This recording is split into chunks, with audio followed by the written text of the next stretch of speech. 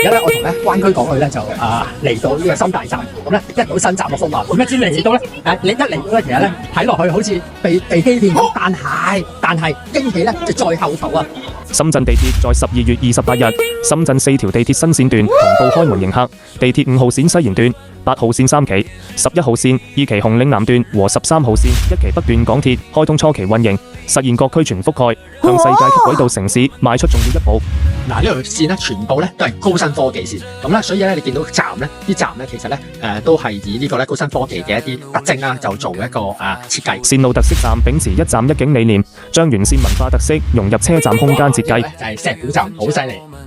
由於毗鄰大疆、鵬城實驗室等科技地標，車站以科技無境探索不止為主題，頂部設計融入無人機流線與螺旋槳靈感，配合流動燈光，置身未來空間，打卡一流。名不虛傳啊！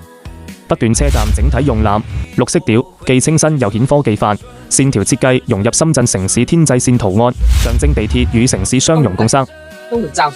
地鐵5號線西延段新設湖背站、東門站、大劇院站3座車站，線路深度串聯羅湖口岸與東門老街、湖背雙端，整體裝修既呼應羅湖老城區氣質，又強化了跨境通行的便捷屬性。東門站一出站即直達人氣的東門步行街雙端，以後行老街無需再轉乘，而在大劇院站，乘客除可直達深圳萬象城及書城等多個人氣商場外，還可輕鬆轉乘1號及2號線，快速往返深圳各區，將進一步加密深港軌道交通網絡，助力大灣區1小時生活圈高效運轉，為兩地人員往來、經濟融合注入新動能。